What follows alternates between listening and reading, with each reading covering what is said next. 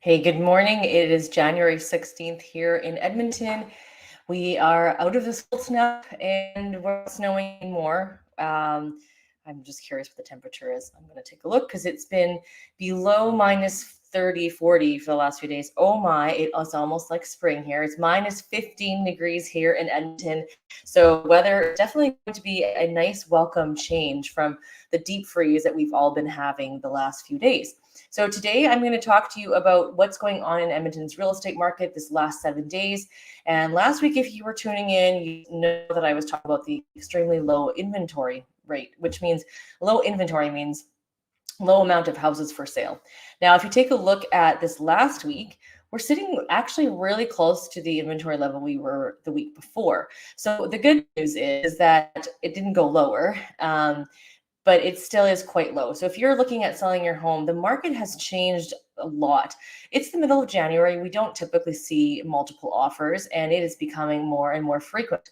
I also noticed with our clients that some of the houses that have been sitting on the market because they back on a road, they're going into multiples. So that is a sign of things to come. And so if you are thinking about selling your home's value is going to start to not only go up, but chances of selling your home, if it is more difficult or challenging, is going to increase now. Now, don't get carried away. We're not looking at a $50,000 to $100,000 increase. I'm saying that today.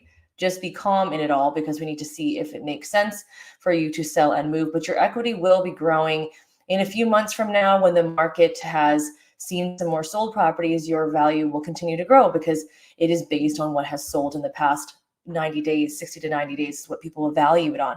Now, if there's no inventory, no houses for sale, for example, in Windermere, for a single family under 550, there was two. There's only one now. So you can imagine the demand is quite high because people are wanting to move, and that's all given the option for. So they're either going to have to write an offer, compete, or wait. So there's nothing wrong with waiting. However, if you can compete, it doesn't hurt to try your best effort if it makes sense. Now, if you're buying a home that potentially is not going to be the greatest of value, you have to consider you may be overpaying in this market in order to get the home.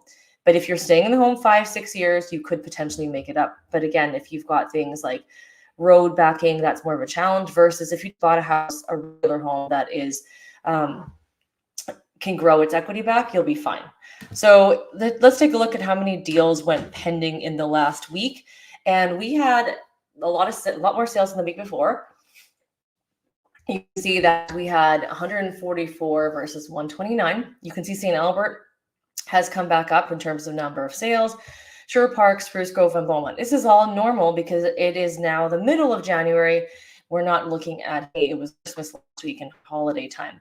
Now, a lot of people are taking off and gone and trapped away in the hot climates right now, but there are people still looking and purchasing. So if you take a look at the solds in the last 7 days, that's how many deals conditions were removed, or maybe deals with no conditions. We may start seeing that more frequently. So we had 125 in Edmonton, St. Albert, Sherwood Park, and Spruce Grove, and in Beaumont, all quite normal. So compared to last year, so last year at this time, it was a normalizing market. We were quite quiet, to be honest, because it was 2023 and 2022, the end of 2022, it was already the last half had been slowing down quite significantly. And then in 2023, I called it a normalizing year. And so it was quieter. So statistics as we go through this year should be this year is going to be more sales than last year.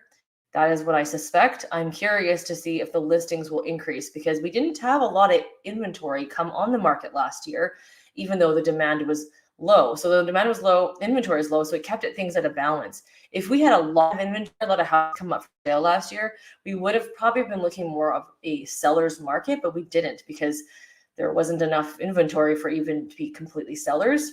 You need to have high amount of listings and not a lot of buyers to make a buyer's market, So a buyer's market is when they have so many choices that they can choose and take their time. A seller's market is when the seller has only one other person that's competing against them for listings and then a lot more buyers. And you're seeing That is what is about to happen / is happening right now. If we don't get more listings and if the buyers continue to increase in demand compared to stay the same or lower. And with the rates having gone up like crazy last bit of 2022 and then 2023 it continued to go up, people started to get used to the fact that it's going to be what it is. We have started to see the rates drop, not significantly, but they are coming down. And so people are starting to realize, okay, it's not going to come down to like 1% anymore. So maybe we need to figure out what our next steps are. So you can see that in St. Albert it was the same, Sherwood Park, pretty much the same. Spruce 6 versus 8 and Beaumont 3 versus 2. So very similar, but Edmonton is a little bit higher this year than it was last year. And that makes sense because though the areas of the surrounding areas are about 15 minutes away from the city or within the city, kind of, they're still a smaller pocket. They don't have as many properties for sale. Their space is smaller than Edmonton, right? So it makes sense. And Edmonton has more sales this year. Now, keep in mind, new builds don't count in here unless they're actually put it on MLS and reporting it. And I've noticed that even if they are on MLS, sometimes they don't report that they're pending or sold on time. So the new sales inventory isn't completely accurate all the time on MLS, but the resale market is accurate because there's rules around that. So what does this all mean for you as a buyer if you're looking to buy a house in 2024?